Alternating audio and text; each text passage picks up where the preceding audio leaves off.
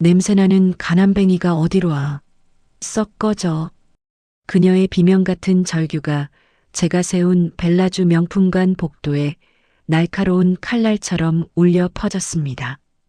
그 며느리의 잔인한 손이 제 얼굴이 아닌 제 푸석한 머리채를 사정없이 움켜잡았습니다. 뿌리째 뽑혀나갈 듯한 두피의 통증 속에서 저는 비틀거리며 차가운 대리석 바닥으로 쓰러졌습니다. 제가 평생을 아들을 위해 위장하며 모아 며느리를 위해 어렵사리 마련했던 명품 가방은 이미 그녀의 발길질에 난도질 당해 산산조각 난 채 그 속에 값비싼 내용물들이 흉물스럽게 흩뿌려져 있었습니다. 마치 저의 마지막 남은 존엄까지 갈갈이 찢겨나가는 것만 같았습니다. 짓밟히는 것은 가방이 아니었습니다. 제 심장이었습니다. 제 아들 동철은 그 모든 지옥 같은 광경을 바로 곁에서 지켜보고 있었습니다. 그의 눈빛은 제가 아닌 사방에서 터져나오는 꼴불견스러운 추태라며 손가락질하는 손님들의 시선을 쫓기에 급급했습니다. 그는 마치 생존을 위한 먹잇감이 눈앞에 펼쳐진 짐승처럼 얼어붙은 듯 미동조차 않고 있었습니다. 며느리의 친구들은 비열한 썩소를 지으며 제 며느리에게 귓속말을 속삭였습니다. 저런 지저분한 노파가 뭐야? 너 시어머니야? 와, 진짜 역대급 민폐네. 그녀들은 키득거렸고 제 며느리는 조롱 섞인 웃음을 흘리며 제게 마지막 가장 치명적인 일격을 가했습니다. 꼴도 보기 싫으니까 기어와서 시끄럽게 하지 마. 제발 내 늙고 더러운 몸으로 내 앞을 가로막지 마. 돈이나 빨리 긁어와서 바쳐. 더 이상 엮이고 싶지 않은 끔찍한 존재야. 제 뺨이 아니라 제 영혼이 찢겨나가는 고통이었습니다. 차디찬 대리석 바닥에 나뒹구는 제 마음의 파편들은 저를 위해 흐르던 마지막 눈물마저 얼어붙게 만들었습니다. 제가 평생을 걸고 아들을 위해 위장했던 가난한 엄마의 모습이 이렇게 참혹하고 인간 이하의 대접으로 돌아올 줄은 꿈에도 몰랐다는 것을. 좋습니다. 그래, 아주 좋습니다. 냄새나는 가난뱅이, 더러운 시골 냄새나는 천박한 존재라 했습니까? 제 늙고 더러운 몸으로 내 앞을 가로막는다고 했습니까? 돈이나 긁어와서 바치라 했습니까? 좋습니다. 내 눈에 흙이 들어가기 전에는 결코 용서할 수 없는 어머니의 한이 무엇인지 이 벨라주를 맨손으로 읽어낸 진짜 오너인 제가 오늘 내 숨통을 끊어버리는 심정으로 아주 똑똑히 가르쳐 주겠습니다. 반드시. 이 이야기가 마음에 드신다면 구독과 좋아요 부탁드립니다. 항상 건강하시고 행복하세요. 안녕하세요. 저는 예순을 갓 넘긴 강영숙입니다. 지금부터 제가 들려드릴 이야기는 인간이 돈 앞에서 얼마나 추악해질 수 있는지, 그리고 가족이라는 이름으로 저질러지는 배신이 얼마나 처절하고 지독한지 제가 직접 경험한 삶의 나락에 관한 이야기입니다. 저는 단 한 명뿐인 아들 동철을 지키기 위해 제 모든 것을 내던졌습니다. 저 스스로 가난을 연기했고 그 지독한 연기 속에서 비열한 인간들의 밑바닥까지 기어 들어가는 심정으로 목도해야 했습니다. 제가 왜 이런 기막힌 거짓말을 하며 살았는지, 그리고 그 거짓말이 저와 제 아들을 얼마나 파국적인 결말 속으로 내몰았는지 이제 피눈물 어린 모든 진실을 들려드리겠습니다. 세상 사람들은 저를 그저 서울 외곽 낡은 연립주택의 반지하에서 홀로 살아가는 유행에 뒤처진 푼수 같은 아줌마로 알고 있습니다. 재작년 남편이 사고로 먼저 세상을 떴고 이제는 하나뿐인 아들 동철만을 바라보며 살아가는 평범하고 어딘가 답답한 시어머니일 뿐이라고 생각하죠. 제 아들의 예비 며느리 서희는 물론이고 제 아들 동철이마저도 저를 그렇게 철석같이 믿고 있었습니다. 하지만 그 믿음은 저를 조롱하고 착취하기 위한 잔인한 덫이었을 뿐입니다. 그들이 굳게 믿는 가난한 삶은 사실 저의 가장 처절한 연극이었고 그것이 곧 그들을 파멸로 이끌 칼날이 될 줄은 그들은 꿈에도 몰랐을 것입니다. 저는 그들이 상상조차 할 수 없는 거대한 불을 숨긴 대한민국 유통업계를 주름잡았던 벨라주 백화점의 전설적인 오너였습니다. 지금은 글로벌 기업으로 성장한 벨라주 그룹의 실소유주이자 제 아들이 다니는 대기업의 핵심 주주였죠. 강남 여사님이라 불리던 제가 왜 이토록 기막힌 거짓말을 하며 서울 외곽 낡은 연립주택의 반지하 구석에서 숨죽이며 살아야 했는지 그 이유와 함께 제가 걸어온 이 피눈물 어린 삶의 이야기를 지금부터 자세히 들려드리겠습니다. 깊은 한숨이 흘러나왔습니다. 이내 저의 목소리에는 서늘하고 뼈아픈 단호함이 실렸습니다. 제가 운영했던 벨라주는 한때 대한민국 명품 트렌드를 이끌었습니다. 백화점 직원만 300명이 넘었고 연 매출은 500억 원을 훌쩍 넘겼습니다. 제가 처음 이 사업에 뛰어들었을 때는 그야말로 맨주먹이었습니다. 가난한 어린 시절, 저는 배고픔을 면하기 위해 동네 봉제 공장에서 시다로 일했습니다. 10살 남짓한 어린아이가 손바닥에 물집이 터지고 바늘에 찔려 피가 마를 날 없었지만 닳고 다른 낡은 미싱 페달을 밤늦도록 밟으며 악착같이 기술을 익혔죠. 그 미싱 하나가 제가 세상과 맞설 수 있는 유일한 무기이자 희망이었습니다. 가진 것이라고는 고작 낡은 미싱 한 대와 눈썰미 그리고 세상을 뒤흔들겠다는 도끼 어린 배짱뿐이었죠. 남성 중심의 유통업계에서 젊은 여자가 성공하겠다고 코웃음 치는 이들이 수두룩했습니다. 하지만 저는 그들의 비웃음을 비웃음으로 되돌려 주었습니다. 낮에는 시장을 헤집고 다니며 트렌드를 읽었고 밤에는 몇 시간 눈 붙일 틈도 없이 제품을 기획하고 발품을 팔았습니다. 남들이 그저 장사라고 부를 때 저는 문화를 팔았습니다. 명품이라는 허영심 뒤에 숨겨진 고객들의 진정한 욕망을 읽었고 단 한 명의 고객에게라도 최고의 경험과 가치를 선사하는 것이 저의 철칙이었습니다.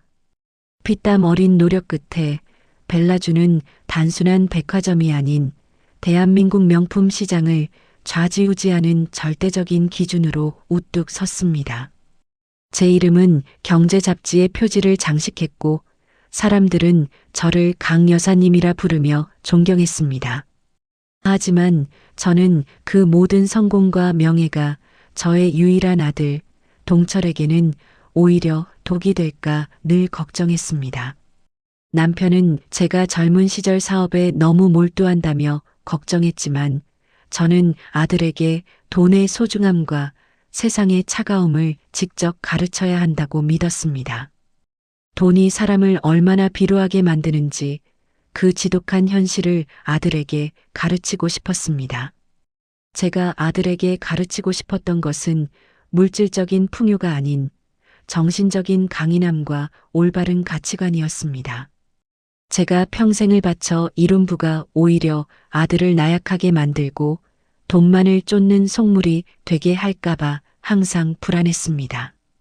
그래서 저는 아들에게 진정한 성공은 물질적인 부유함이 아니라 스스로의 노력으로 얻어내는 성취감임을 가르치고 싶었습니다.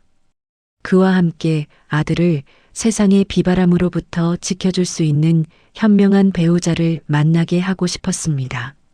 제가 아들의 짝이 돈만을 보고 다가오는 탐욕스러운 존재가 아니기를 간절히 바랐기 때문입니다.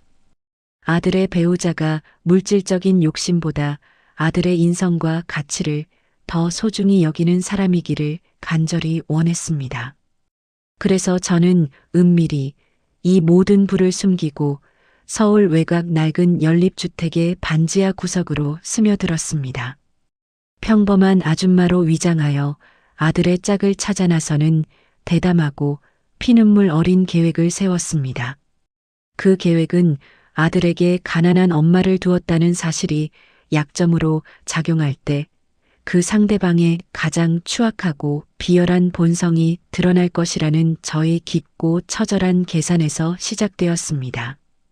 그렇게 시간은 야속하게 흘러갔고 마침내 아들의 곁에 한 여인이 등장했습니다. 그녀의 이름은 서희, 29살의 꽃다운 얼굴 뒤에 탐욕스러운 이빨을 숨긴 아가씨였습니다. 아들의 여자친구를 처음 만났을 때부터 저는 어딘가 모를 불길한 예감에 온몸이 얼어붙는 것 같았습니다. 그녀의 눈빛은 비정상적으로 탐욕스러웠고 저를 훑어보는 시선에는 은연중에 제가 모아둔 돈에 대한 악독한 기대감이 번뜩였습니다. 아들 동철은 제가 작은 돈으로 재테크하며 근근히 살아가는 평범한 엄마라고 소개했던 탓이었겠죠. 예비 며느리 서희는 제가 돈 없는 냄새나는 구정물 같은 노인이라 생각했으니 저를 함부로 무시하는 것이 당연했습니다. 하지만 그녀의 무시가 이토록 끔찍하고 파렴치한 지옥일 줄은 그때는 미처 상상조차 하지 못했습니다. 아들 동철의 전세자금 그리고 제가 평생 모아왔던 통장까지 며느리 서희에게 송두리째 빼앗긴 채 제 몸은 서울 외곽의 낡은 연립주택 반지하 구석으로 던져졌습니다. 천장을 올려다보면 축축하게 스며든 곰팡이가 지저분하게 번져 있었고 창문 밖으로는 하수구 냄새가 끊임없이 역류했습니다. 이곳은 지상과는 다른 세상이었습니다. 창밖으로 겨우 보이는 것은 지나가는 사람들의 발목뿐, 제게 세상은 이제 그 발목만큼의 시야만을 허락할 뿐이었습니다. 볕 한 점 들지 않는 음습한 방 안, 벽에 기댄 제 모습은 더 이상 강 여사님이 아니었습니다. 그저 축축하고 차가운 시멘트 벽처럼 제 삶 또한 서서히 굳어가고 있었습니다. 며느리 서희는 제 고통을 비웃기라도 하듯 매일같이 저를 찾아왔습니다. 그녀의 손에는 언제나 비싼 브랜드의 백화점 쇼핑백이 들려 있었지만 그것은 결코 저를 위한 것이 아니었습니다. 대신 그녀는 그 쇼핑백을 거실 한편에 툭 던져두고는 저에게 온갖 심부름을 시켰습니다. 자신들의 아파트 청소부터 시작해 장보기, 비싼 명품 옷 손빨래와 다림질까지 저의 거친 손에 맡겨진 명품들을 보며 그녀는 비열하게 웃었습니다. 손녀뻘 나이에 불과한 서희에게 제가 오히려 하인처럼 불임을 당하게 될 불행의 전조였습니다. 며느리 서희가 팔짱을 끼고 반지하 방을 둘러보며 말했습니다. 어머니, 정말 이런 곳에서 사는 게 편하세요? 에어컨도 없고 곰팡이 냄새도 심하고 솔직히 이런 곳에서 우리 동철 씨 낳고 키웠다는 게 좀 제가 불편해서 말씀드리는 건데 내일부터 저희 집에 좀 오셔서 집안일 좀 도와주세요. 어차피 어머니는 딱히 할 일도 없으시잖아요. 제가 일당은 넉넉하게 챙겨드릴게요. 용돈 번다고 생각하고 저희 빨래도 좀 하고 냉장고 정리도 하고요. 저의 눈은 찢어지는 듯 아파왔습니다. 저는 그 명품 옷들을 한숨을 쉬며 정성스럽게 다렸습니다. 그 한 벌 한 벌이 제가 젊은 시절 밤샘하며 매달렸던 벨라주의 전시 상품처럼 느껴졌습니다. 하지만 이제 그 모든 것은 저의 존재를 짓밟고 희롱하는 며느리의 하찮은 빨랫감이 되어버렸습니다. 저는 그 다림질을 하며 생각했습니다. 내 아들을 위해 언젠가는 이 모든 것이 끝날 거야. 그녀는 제가 사는 반지하 방을 수시로 드나들며 사생활을 짓밟았고 저의 얼마 남지 않은 돈을 마치 자신의 것처럼 다뤘습니다. 제가 겨우 모아두었던 생활비까지 가져가며 서희는 제게 말했습니다. 어머니, 제가 돈 좀 썼는데 괜찮죠? 어차피 어머니는 돈 쓰실 일도 없잖아요. 반지하에 사시는데 뭐. 어느 날 제 눈에 넣어도 아프지 않을 아들 동철이 저를 찾아왔습니다. 그의 손에는 며느리가 선물해 주었다는 비싼 양복이 들려 있었습니다. 아들은 제게 말했습니다. 엄마, 서희가 요즘 좀 달라졌어요. 어머니한테 너무하는 것 같아요. 저는 그 말에 속으로 비명을 질렀습니다. 이제라도 알아봐줘서 고맙다, 내 아들아. 하지만 아들의 다음 말은 제 심장을 얼음칼로 쑤시는 듯 했습니다. 아들이 제게 물었습니다. 근데 엄마, 혹시 예전에 저한테 증여하려던 빌라 있잖아요. 그 빌라 정말 서희 부모님이 주시는 거 맞죠? 서희가 자꾸 다른 소리 하는데 아들의 눈빛에는 의심이 가득했습니다.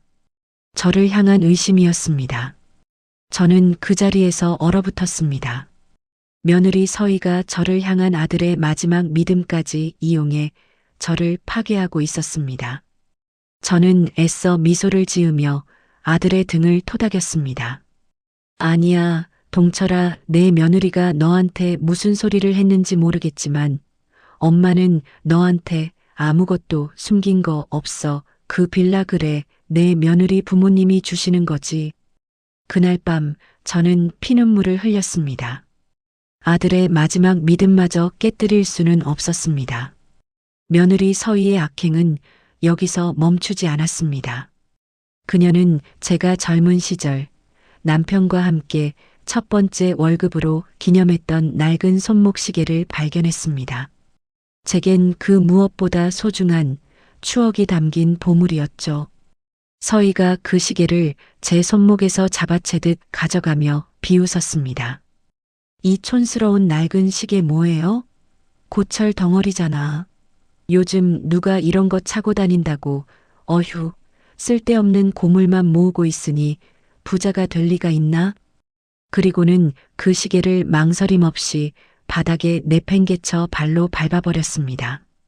그 순간 유리 조각이 파편처럼 튀면서 시계는 산산조각이 났습니다. 마치 제 마음의 파편처럼. 저는 그 앞에서 아무 말도 할 수 없었습니다. 오직 심장이 찢어지는 고통만이 온몸을 휘감았습니다. 아들아, 내 아들아. 하루는 서희가 제게 끔찍한 서류 한 장을 들이밀며 말했습니다. 그녀가 서류를 제 눈앞에 들이대며 강요했습니다. 어머니, 여기 도장 찍으세요. 그냥 보험 같은 건데 어차피 어머니 이제 연세도 있으시고 혹시 모르니까 미리 해두는 게 좋지 않겠어요? 만약에 무슨 일이라도 생기면 동철 씨도 걱정할 일 없고요. 그녀의 입에서 혹시 모르니까라는 말이 나올 때 제 등골에는 소름이 쫙 돋았습니다. 그녀의 눈빛은 마치 제가 빨리 죽기라도 바라는 듯 섬뜩하게 빛났습니다. 저는 그 서류의 내용을 읽는 둥 마는 둥 하며 도장을 찍었습니다. 어차피 이제 저의 삶은 무의미했습니다. 죽는 것조차 마음대로 할 수 없었습니다. 아들을 위한 연극을 끝내기 전까지는 어떤 고통도 견뎌야 했습니다. 제 심장은 더 이상 뛸 힘도 없었습니다. 모든 피가 차갑게 식어버리는 듯 했습니다. 아들은 저를 점점 더 외면했습니다. 며느리 서희가 저를 병든 노인으로 둔갑시키고 제가 앓는다는 잊지도 않은 치매를 들먹이며 이상한 소문을 퍼뜨리기 시작했을 때도 아들은 침묵했습니다. 오히려 아들이 제게 소리쳤습니다. 엄마, 서희한테 왜 그래요? 서희가 엄마 걱정해서 하는 소리인데 엄마는 왜 자꾸 서희를 이상하게 만들어요? 그 순간 저는 제 아들 동철마저도 잃어버렸다는 것을 깨달았습니다. 제 심장은 갈기갈기 찢겨나갔지만 이제 눈물조차 흐르지 않았습니다. 모든 고통이 너무 익숙해져 버렸습니다. 제 아들은 며느리의 잔인한 거짓말에 속아 어머니의 영혼을 짓밟는 어리석은 꼭두각시가 되어버렸습니다. 이제 더 이상 기다릴 수 없었습니다. 저는 반지하 방을 나섰습니다. 저의 발걸음은 터벅거렸지만 그 속에는 폭풍 전야의 거대한 결심이 숨어 있었습니다. 저는 벨라주 백화점 본사로 향했습니다. 제 오랜 오른팔인 최 비서가 저를 기다리고 있을 것이었습니다. 10년간의 비참한 연극은 이제 피의 막을 내릴 차례였습니다. 그들을 향한 저의 복수는 저의 모든 고통만큼이나 잔혹하고 처절할 것입니다. 반드시. 저는 더 이상 숨조차 쉴 수 없었습니다. 며느리 서희의 입에서 쏟아지는 말들은 제 숨통을 조여오는 썩은 밧줄과 같았고, 제 아들 동철의 창백한 얼굴은 이미 싸늘하게 식은 심장처럼 느껴졌습니다. 저는 더 이상 참을 이유가 없었습니다. 제 아들의 피와 제 피땀으로 얼룩진 돈이 그들의 더러운 탐욕에 물들고 있는 것을 더 이상 지켜볼 수 없었습니다. 제 숨통이 턱 막히고 심장이 끓어올라 폭발할 것만 같았습니다. 저는 차디찬 벨라주 복도에 힘없이 주저앉아 있었습니다. 며느리와 친구들은 제게 침을 뱉고 발길질을 한 뒤 사라졌습니다. 제 곁을 지나던 매장 직원이 떨리는 목소리로 손님, 괜찮으세요? 하고 물었지만 그 선의조차 지금의 저에게는 칼날처럼 느껴졌습니다. 괜찮다니요. 제 심장이 갈갈이 찢어지고 제 영혼이 죽어가는데 저는 비틀거리며 겨우 몸을 일으켰습니다. 낡은 손바닥에 파고든 유리 파편들이 저의 아픔을 비웃듯 박혀 있었습니다. 마치 제 심장의 파편처럼. 그리고 그대로 백화점을 빠져나오려 했습니다. 하지만 제 발길은 계단 중간에 멈춰섰습니다. 제 눈에는 보였습니다. 벨라주라는 찬란한 이름이 제 손으로 세운 이 건물이 이 모든 것을 보고 있습니다.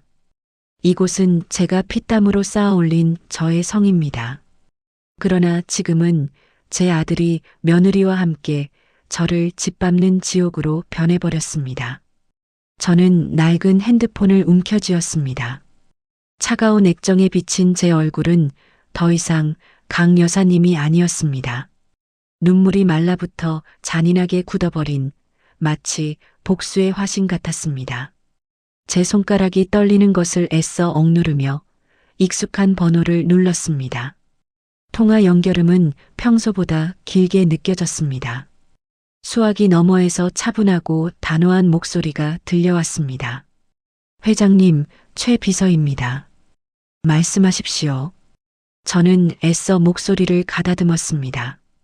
피가 역류하는 듯한 분노를 억누르며 명령했습니다. 최 비서, 당장 지금부터 내 아들 동철의 모든 계좌를 동결시켜 모든 주식 담보대출을 회수하고 명의로 된 모든 자산을 압류하도록 해. 그리고 우리 벨라주 그룹의 모든 이사회 소집 절차를 밟아. 사안은 글로벌 기업으로서 기업 윤리 강령 심각한 위배 및 회장의 인격적 모독이다. 이 모든 일을 단 1시간 안에 마무리 지어. 제 목소리는 더 이상 가녀린 아줌마의 목소리가 아니었습니다. 수십 년간 대한민국 유통업계를 뒤흔들었던 얼음장 같은 냉혹함과 단호함이 뼈저리게 묻어나는 벨라주 그룹 강영숙 회장의 목소리였습니다. 최 비서는 한마디 토도 달지 않고 예, 회장님. 즉시 처리하겠습니다. 하고 짧게 답한 후 전화를 끊었습니다. 그의 등 뒤로 보이지 않는 결의가 서려 있음을 저는 느낄 수 있었습니다.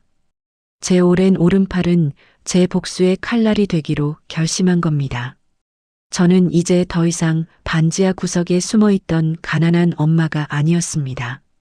며느리의 파렴치함, 아들의 배신, 이 모든 지옥 같은 시간을 끝내러 온 피바람 부는 복수의 화신이었습니다. 제 심장은 갈기갈기 찢어졌지만 이제 그 파편들이 모여 더 차갑고 단단한 복수의 칼날을 만들고 있었습니다. 그들의 행복하고 오만한 결혼식은 이제 곧 한 줌의 재로 변할 것이었습니다. 아들의 결혼식이 열리는 벨라주의 그랜드 볼룸. 제 아들이 가장 행복해야 할 그 자리가 지금 저에게는 그들의 추악함이 그게 달한 최후의 만찬처럼 느껴졌습니다. 화려한 샹들리에 아래 사람들의 웃음소리가 울려 퍼졌습니다. 제가 며느리와 아들에게 위장당에 내어주었던 그 모든 것이 빛나는 이 순간이 곧 지옥으로 변할 것이었습니다. 저는 한쪽 구석에 앉아 그들의 가식적인 웃음을 지켜봤습니다.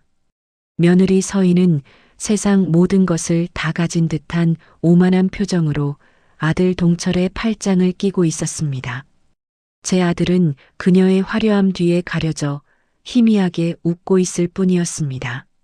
며느리 서희의 친정 부모, 그러니까 제 사돈들도 마치 자신들이 이 결혼의 주인공인 양 어깨를 한껏 으스대고 있었습니다. 그들은 제가 가난한 시어머니인 것을 아는지 모르는지 저를 보자마자 대놓고 깔보는 시선을 보냈습니다. 결혼식은 절정에 다다랐습니다. 주례사가 감동적인 덕담을 건네고 신랑 신부는 행진을 시작했습니다. 그 순간 제가 마침내 기다리던 신호가 울려 퍼졌습니다. 축하곡으로 흘러나오던 웅장한 클래식 선율이 갑자기 뚝 끊기고 정적이 감도는 연회장 안에 차분하지만 단호한 목소리가 울려 퍼졌습니다. 최 비서의 목소리였습니다. 최 비서가 말했습니다. 손님 여러분, 잠시 주목해 주십시오. 저는 벨라주 그룹 최 비서입니다. 오늘 이 기쁜 날 다소 송구하지만 모든 분께 중요한 말씀을 드려야겠습니다. 최 비서의 말이 끝나자마자 연회장 곳곳에서 웅성거림이 시작되었습니다. 며느리 서희와 그 친정 부모의 얼굴은 불안감에 굳어졌고 제 아들 동철은 어리둥절한 표정으로 저를 바라봤습니다. 최 비서가 냉정하게 이어갔습니다. 오늘 결혼식의 신부인 서희 씨와 그 부모님께서는 신랑 동철 씨의 어머니, 즉 강영숙 회장님을 상대로 치밀한 사기 행각을 벌였습니다. 결혼을 빌미로 신랑의 재산을 편취하고 강 회장님의 자산까지 불법적으로 가로채려는 시도를 감행했습니다. 연회장은 순식간에 술렁임으로 가득 찼습니다. 하객들 사이에서는 충격과 경악이 교차하는 비난이 터져나왔습니다. 며느리 서희의 얼굴은 백지장처럼 하얗게 질렸고 그녀의 친정 아버지는 벌떡 일어섰습니다. 며느리 서희의 친정 아버지가 우라통이 터지는 듯 격앙된 목소리로 외쳤습니다. 못들 하는 짓이야. 이 귀신 신나락 까먹는 소리 당장 집어치우지 못해. 어디서 이런 근본 없는 소리를 짓거려. 내 딸 결혼식 망치려고 작정했어. 최 비서는 그의 격렬한 반응에도 흔들림 없는 단호한 태도를 유지했습니다. 그가 말했습니다. 근본 없는 소리가 아님을 곧 모든 하객분들께 명확히 확인시켜 드리겠습니다. 저희는 서희 씨와 그 친정 부모가 강영숙 회장님의 자산을 편취하기 위해 저지른 모든 불법 행위에 대한 결정적인 증거를 확보했습니다. 신랑의 전세자금 횡령, 빌라를 가장한 증여세 회피, 그리고 강 회장님의 통장에서 불법적으로 인출된 수억 원의 증거자료까지 이 모든 자료는 곧바로 금융감독원과 검찰에 소치될 것입니다. 벨라주 그룹의 명예를 이토록 심각하게 실추시킨 것에 대한 모든 법적 책임도 물을 것입니다. 제 아들 동철은 그 자리에서 얼어붙어 있었습니다.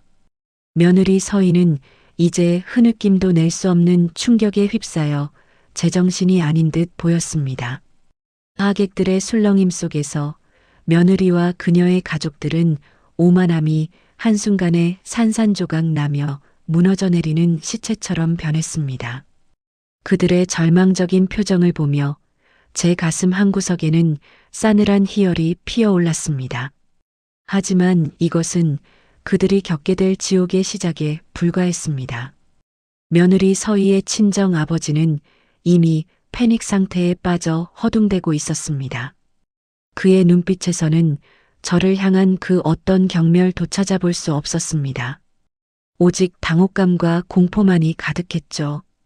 물론 그는 제가 벨라주의 진짜 회장임을 꿈에도 몰랐을 겁니다. 그저 자신의 파렴치한 사기 행각이 들통난 것에 대한 비참함이 전부일 것이었습니다.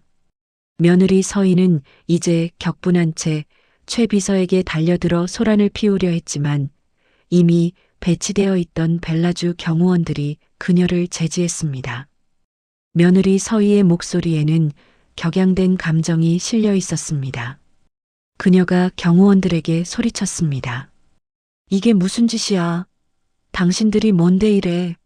이 더러운 시어머니가 돈 몇 푼 아끼려고 우리 결혼식 망치려고 작정했어.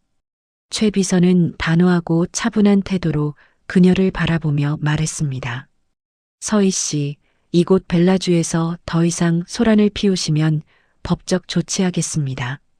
그리고 당신이 더럽다고 매도하는 이분이 바로 이 벨라주 그룹의 실소유주이자 강동철 씨의 어머니이신 강영숙 회장님 본인이십니다. 최 비서는 저를 향해 공손히 고개를 숙였습니다. 하객들 사이에서 충격과 경악의 탄성이 터져 나왔고 웅장하고 드라마틱한 분위기가 흐르며 모든 이들의 숨을 멎게 했습니다. 저는 제자리에 앉아 눈물을 흘리는 아들 동철의 옆을 지나쳐 한 걸음 앞으로 나섰습니다. 제 목소리는 나지막했지만 연회장 전체를 얼어붙게 할 카리스마를 담고 있었습니다. 제가 그들을 향해 말했습니다. 냄새나는 가난뱅이, 더러운 시골 냄새나는 천박한 존재라 했습니까? 제 늙고 더러운 몸으로 내 앞을 가로막는다고 했습니까? 제가 당신들 눈에 인간 쓰레기로 보였습니까? 그 모든 것을 지켜보며 아무 말도 하지 않던 내 아들, 동철아. 제 시선이 얼어붙은 듯한 며느리 서희에게 꽂혔습니다. 그녀의 얼굴은 제 말을 듣고 경악으로 일그러졌고 믿을 수 없다는 듯 뒷걸음질 쳤습니다. 제 아들 동철은 너무나도 큰 충격을 받아 넋이 나간 채 저를 바라볼 뿐이었습니다. 사돈 부부 또한 이미 그 자리에 주저앉을 듯 휘청거렸습니다. 며느리 서희의 목소리에는 극도의 떨림이 실려 있었습니다. 그녀가 중얼거렸습니다. 어머님? 그게 무슨? 말도 안 돼, 벨라주 회장님이라니. 사돈 또한 충격으로 입을 다물지 못하며 중얼거렸습니다. 강 여사님이 벨라주 회장님이었다고? 우리가 감히 벨라주 회장님을. 그들의 눈빛에는 방금 전까지 저를 멸시하던 오만함 대신 오직 충격과 공포, 그리고 믿을 수 없다는 절망감이 뒤섞여 있었습니다. 제 머리채를 잡아뜯고 돈을 갈취하려 했으며 심지어 저의 죽음까지 조롱했던 그 모든 비열한 순간들이 그들의 머릿속을 주마등처럼 스쳐 지나가고 있었을 겁니다. 하객들의 웅성거림은 폭풍처럼 거세졌고 저는 더 이상 지체할 필요를 느끼지 못했습니다. 냉정하고 단호한 목소리로 최 비서에게 최종 지시를 내렸습니다. 제가 최 비서에게 말했습니다. 최 비서, 지금 당장 서희 친정회사 재무 상황을 전산으로 확인하세요. 그리고 즉시 그 회사에 담보 잡힌 모든 대출금을 회수하도록 해요. 일말의 지체도 없이. 더불어 서희 씨가 제 아들을 기만하여 편취한 전세자금 횡령, 빌라를 가장한 불법 증여, 시도 정황을 토대로 사기죄와 증여세 탈루 혐의로 즉시 고발하십시오. 서희의 아버지가 비명을 지르듯 무릎을 꿇으며 애원하는 목소리로 제게 말했습니다. 강 회장님, 이게 무슨 말씀이십니까? 저희 회사는 강 회장님의 벨라주 그룹의 협력업체 아닙니까? 제발 살려주십시오. 저희는 서희의 말만 믿고 한 번만 살려주십시오. 저는 차가운 목소리로 일말의 동정심도 없이 말했습니다. 협력? 내 아들을 기만하여 전 재산을 갈취하고 이 시어머니를 머리채 잡아 흔들고 모욕한 것이 진정한 협력입니까? 당신들의 그 파렴치함이 바로 협력이었다면 저의 복수는 정의입니다.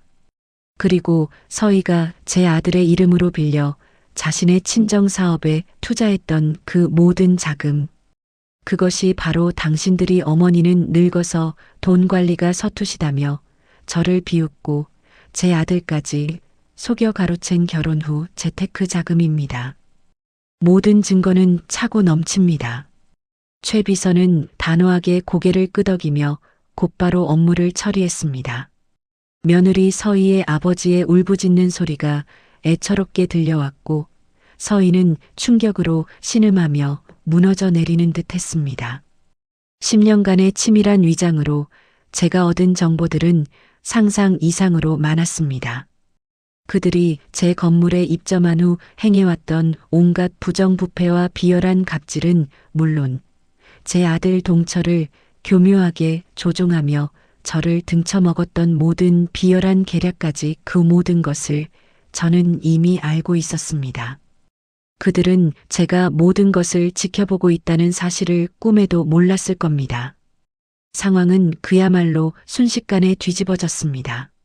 며느리 서희의 결혼식은 한순간에 아수라장이 되었고 혼란스러운 하객들 사이에서는 이미 축의금 회수 소동이 시작되었습니다. 그들의 추악한 만행이 세상에 완전히 밝혀지자 그들을 손가락질하며 경멸하는 하객들의 시선이 칼날처럼 그들을 꿰뚫었습니다. 이제 남은 것은 저를 향했던 그들의 조롱과 비열한 외면을 단 하나도 남김없이 그대로 되갚아줄 차례였습니다. 아수라장이 된 연회장에서는 사람들이 자리를 뜨는 발걸음 소리, 흐느끼는 소리, 돈 봉투가 바닥에 떨어지는 소리, 혼돈스러운 비명과 함께 비참한 분위기가 가득했습니다. 저는 싸늘한 시선으로 아직도 멍하니 서 있는 아들 동철을 바라봤습니다.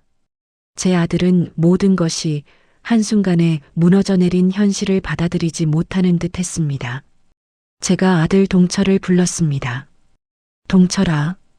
제 부름에 동철은 힘겹게 고개를 들었습니다. 그의 얼굴에는 깊은 후회와 함께 감출 수 없는 두려움이 스쳐 지나갔습니다. 격하게 떨리는 숨소리가 들려왔고 금방이라도 터져 나올 듯한 울음이 짙게 배어 있었습니다. 동철이 저를 향해 더듬거리는 목소리로 말했습니다. 엄마 서희가 정말 이랬을 리 없어요. 제발 아니라고 말해줘요. 엄마가 잘못 본 거죠? 저를 믿어주세요. 엄마 저 이제 어떻게 해요? 엄마밖에 없어요. 제 아들의 처절한 애원은 제 심장을 흔들었지만 저는 냉정한 태도를 유지했습니다. 이미 너무 늦어버린 깨달음이었습니다. 제가 아들 동철에게 말했습니다. 동철아, 내가 말했던 서희가 정말 이랬을 리 없다는 말을 믿었던 내가 얼마나 어리석었을까. 내가 그토록 믿었던 아내 서희와 그 친정 가족들이 나를 무시하고 핍박할 때도 너는 그저 비겁하게 고개만 돌렸을 뿐이야. 내 엄마가 머리채 잡히고 냄새나는 가난뱅이 소리를 들으며 벨라주 바닥에 뒹굴고 있을 때도 너는 구경꾼의 눈으로 서희의 얼굴을 살피기 바빴지. 엄마밖에 없다고? 아니, 동철아. 이제 너에게 남은 건 아무것도 없어. 너는 이미 오래전에 엄마를 버렸으니까.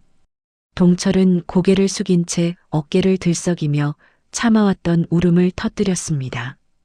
그의 눈물은 진심이었을지 모르나 이미 제게는 한없이 차가운 비가 되어 내렸습니다.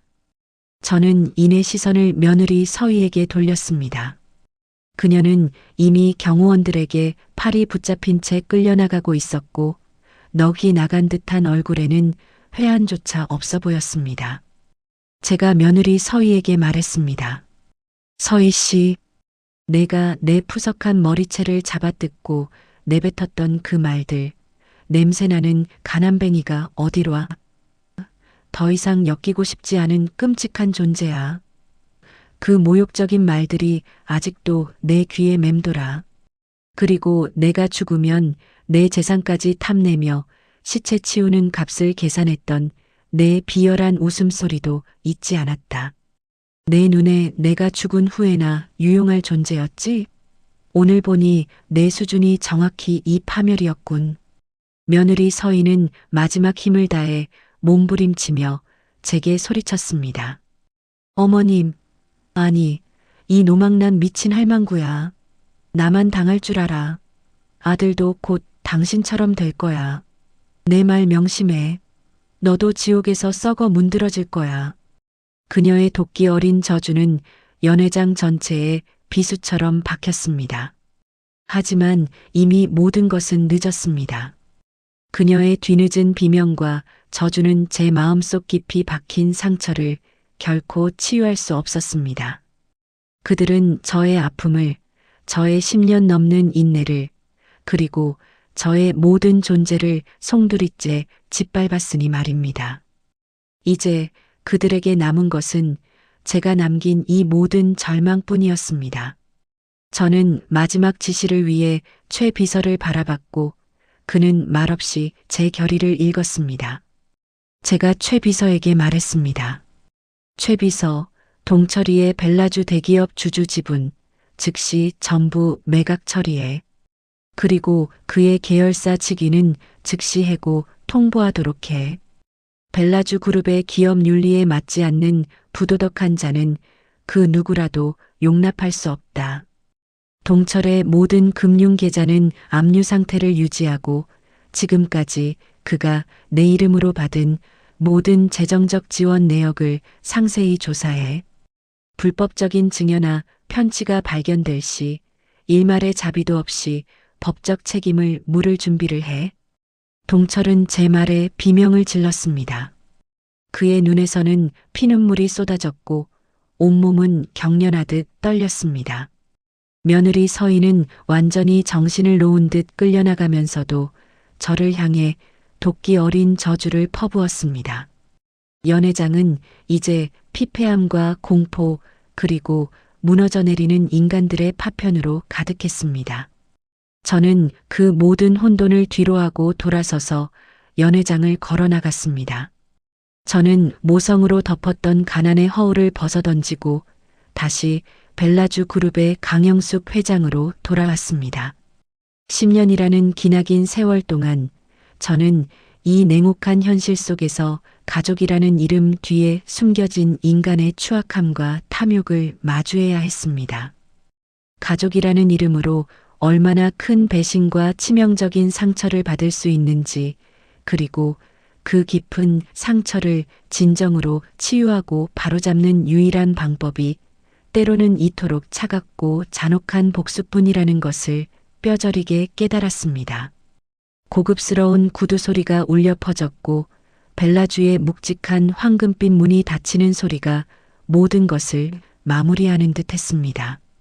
문이 닫히는 순간 뒤편에서 아들 동철의 절규 섞인 흐느낌이 아득하게 들려왔습니다. 그의 눈물은 제게 더 이상 어떠한 감흥도 주지 못했습니다. 당신의 주변에도 혹시 평범한 듯 보이지만 숨겨진 진실을 품고 고통받는 이가 있지는 않으신가요? 혹은 당신의 가족 중 진정으로 당신을 아끼고 사랑하는 이는 누구인가요? 제가 겪은 이 이야기가 당신에게 피눈물 어린 경고와 함께 깊은 깨달음을 줄 수 있기를 진심으로 바랍니다. 긴 시간 함께 해주셔서 감사합니다. 마음으로 듣는 이야기 채널을 구독하시면 더 많은 감동과 깨달음이 있는 이야기들을 만나실 수 있습니다.